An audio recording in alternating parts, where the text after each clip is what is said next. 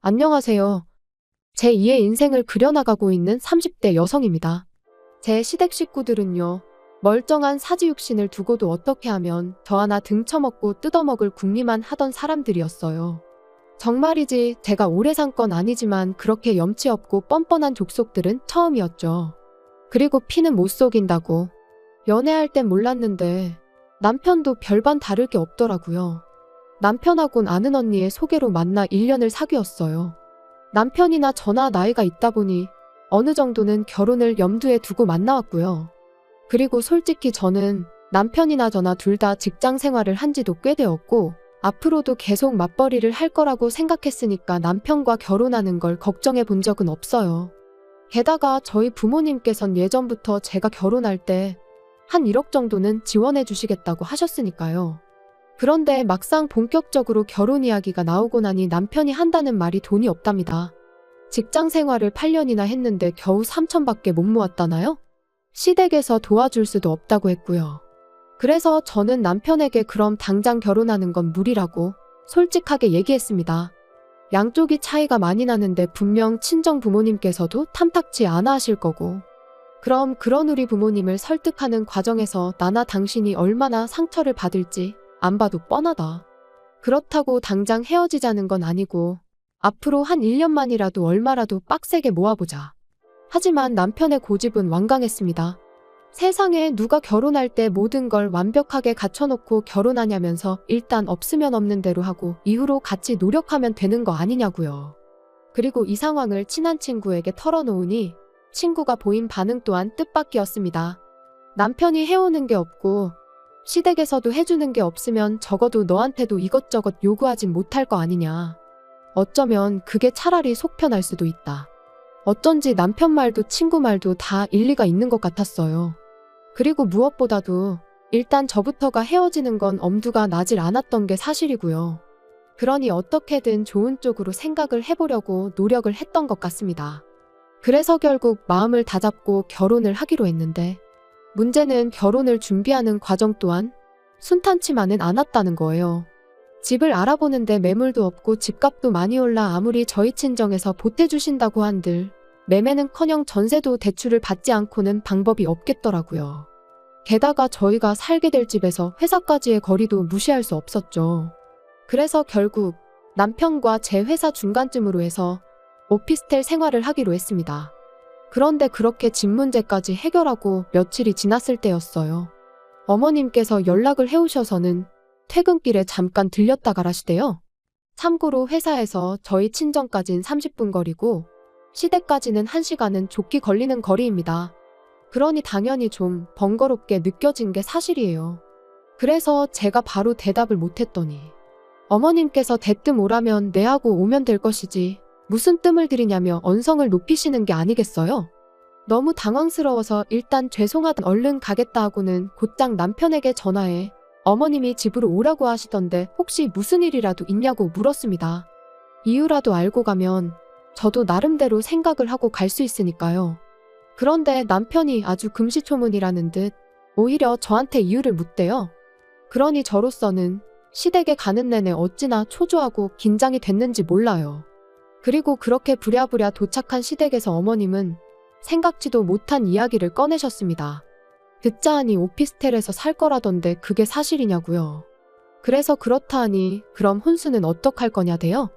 그런데 이때 전 솔직히 어머님이 뭐라도 하나 해주시려고 물으시는 줄 알았어요. 아무래도 저는 모아둔 돈에 친정에서 해주는 것까지 하면 거의 2억 가까이 들고 가는데 남편은 겨우 3천만 들고 오는 상황이었으니까요. 그러니 어머님도 마음이 쓰이시는가 보다. 그래서 뭐라도 하나 해주고 싶으신 건가 뭐 그런 식으로 생각을 한 거죠. 그래서 걱정 마시라고 요즘 오피스텔은 풀옵션이라고 해서 웬만한 건 다 갖춰져 있다 했습니다. 아무것도 안 해주셔도 된다고요. 그런데 어머님이 보이신 반응은 제 예상과는 전혀 달랐습니다. 저더러 너 지금 무슨 얘기를 하는 거냐시며 너 그럼 아무것도 안 해오겠다는 거냐고 물으셨거든요. 그리고는 맏며느리 자리로 시집을 오면서 맨손으로 오는 게 말이 되냐고. 다른 집은 맏며느리가 시집 올 때 시부모 밍크 사주고 신우 명품백 사주고 그런다던데 넌 어떻게 그렇게 뻔뻔하냐입니다. 그리고는 이 결혼을 시키는 게 맞는지 모르겠다 하시는데 거기서 저도 확 정신이 들었죠. 그리고 그때는 결혼이 엎어지더라도 할 말은 해야겠다 싶어서 저도 따박따박 따지고 들었어요. 그렇게 치면 저희 집에서도 남편이 맞사위인데 남편도 해오는 거 하나도 없다. 그리고 어머님이 먼저 말씀을 그리 하시니 저도 하는 건데 저는 2억 들고 결혼하는데 남편은 3천이 다다. 요즘 아무리 세상이 달라졌어도 적어도 반반은 맞춰야지. 어떻게 겨우 3천만 들려서 아들 장가를 보내시냐. 그랬더니 어머님께서 저한테 누가 너더러 그만큼 들고 시집 오라고 했냐입니다. 네 부모가 내 아들 좋으라고 그 돈 해주냐고. 너 좋으라고 해주는 거 아니냐면서요. 그리고 그렇게까지 이야기가 나왔으니 솔직히 저는 이 결혼은 안 하는 게 맞다 싶더라고요. 그래서 무슨 말씀이신지 잘 알겠다. 부디 어머님 마음에 쏙 드는 며느리 찾으시라 말씀드리고 뒤도 안 돌아보고 자리에서 일어났지요. 그리고는 현관으로 향하는데 신우가 기가 막힌다는 눈빛으로 저를 쳐다보더라고요. 그래서 저도 똑같이 한번 쏘아보고는 문이 부서져라 닫고 나왔습니다. 집으로 돌아오는 내내 생각할수록 괘씸하고 어이가 없었어요. 그래서 남편에게 전화해 어머님께서 하셨던 이야기를 그대로 전하고는 이렇게 됐는데 결혼은 무슨 결혼이냐고. 죄다 없던 일로 하자 했습니다. 그랬더니 남편이 안절부절 못하는 목소리로 일단 만나자며 사정을 하대요. 하지만 이미 제 마음은 확고했기에 됐다고 거절했어요. 그런데 막상 집에 도착하니 방 안에 쌓여있는 청첩장들이 눈에 들어왔습니다. 그리고 이내 이 나이에 파혼했다 하면 주변에서들 날 어떻게 볼까 싶고 한편으론 부모님 체면에도 먹칠을 하는 건 아닌지 정말 별의별 생각이 다 드는 거예요. 그리고 그 와중에 남편은 계속해서 자기가 어머니하고 제대로 단판을 짓겠다며 한 번만 자기를 믿어달라고 문자를 보내댔고요. 그래서 결국 원래대로 결혼하기로 한 거죠. 그리고 정말로 약속대로 남편이 어머님하고 단판을 잘 지었는지 이후로 결혼식까지 어머님께선 억지를 쓰시거나 무리한 요구를 하지 않으셨습니다. 그래서 저는 이제부터라도 어머님과 잘 지내봐야겠다고 생각을 했죠. 그런데 어머님이 괜히 가만히 계셨던 게 아니었어요. 신혼집을 얻고 하는 과정에서 일단 대부분은 제가 가진 돈으로 해결할 수 있었기에 남편이 모아둔 3천만 원은 제가 달라고 하질 않았었어요. 그 돈으로는 차를 사면 되겠다 싶었거든요. 그런데 결혼하고 며칠 지나지 않았을 때 중고차 구경을 하다가 정말 괜찮은 차를 발견했습니다. 그래서 남편에게 이 차로 사면 될 것 같으니 돈을 달라고 했거든요. 그랬더니 자꾸 이 핑계 저 핑계만 대면서 돈을 주지 않는 거예요. 그리고 그런 남편의 태도가 너무 미심쩍어서 그럼 알겠다 차는 안 사도 된다. 하지만 돈은 일단 보내달라 했습니다. 그랬더니 그걸 왜 달라고 하냐면서 오히려 언성을 높이는 게 아니겠어요? 그리고 그런 남편의 태도가 정말 어찌나 수상쩍던지 그래서 저도 지지 않고 같이 소리를 지르기 시작했어요. 그랬더니 그제서야 하는 말이 자기한테 1,000만 원밖에 없답니다. 어이가 없었어요.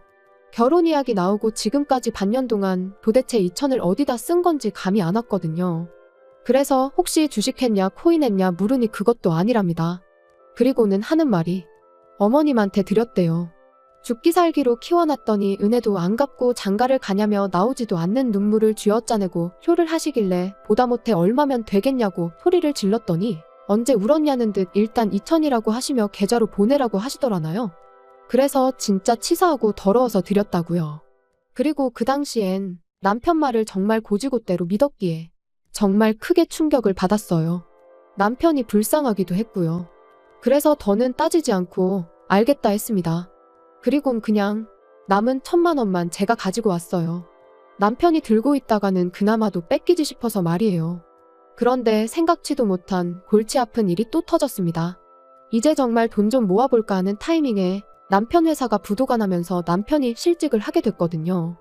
그리고 솔직히 저에게 남편의 실직 자체는 그렇게 큰 일은 아니었어요. 사람이 살다 보면 이런저런 일도 있고 인생이란 게 다 제 뜻대로만 되는 건 아니니까요. 그렇지만 실직 이후로 남편이 보여준 그 태도, 그게 저를 너무 힘들게 했습니다. 제 취업은 고사하고 오로지 게임과 술에 의지하며 하루하루 허송세월을 보내기 시작했거든요. 그리고 그렇게 2달이 넘어가니 제 인내심도 바닥이 나대요. 그래서 남편더러 언제까지 그렇게 살 거냐니까 때가 되면 다 알아서 할 거라더니 대뜸 저더러 가게를 얻어달랍니다. 하다못해 포장마차라도 하나 열어달라나요? 어이가 없었어요. 라면도 하나 제대로 못 끓여 먹는 주제에 포장마차라뇨. 그래서 돈이 어딨냐고 말도 안 되는 소리 좀 하지 말라고 했어요. 그랬더니 자기가 가져온 1,000만 원 얘기를 하면서 그걸로 하면 될 거 아니냐는 거예요. 그리고는 이 이야기가 어떻게 시부모님 귀에까지 들어가서는 그때부터 어머님한테 하루가 멀다 하고 연락이 오기 시작했습니다. 남편이 뭘 좀 해보겠다는데 마누라가 돼서는 지지는 못해주고 초나치고 앉았냐면서요. 그래서 결국 남편한테 1,000만 원 돌려줬어요. 이걸로 네가 하던지 말던지 알아서 하라고요. 하지만 제가 우려한 대로 남편은 뭐 하나 지 손으로 할 줄을 모르는 인간이었습니다.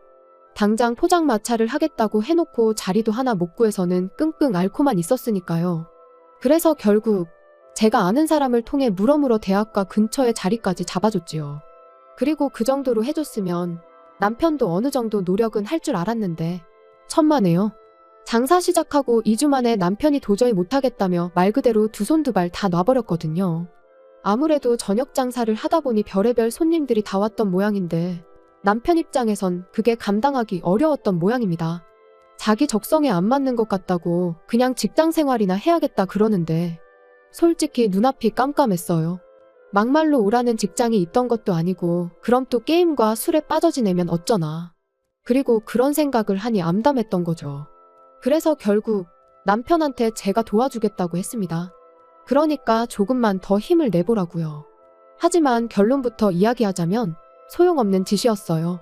제가 열심히 할수록 남편은 더욱 게을러지고 안일해지고 이리저리 꾀만 부릴 뿐이었으니까요.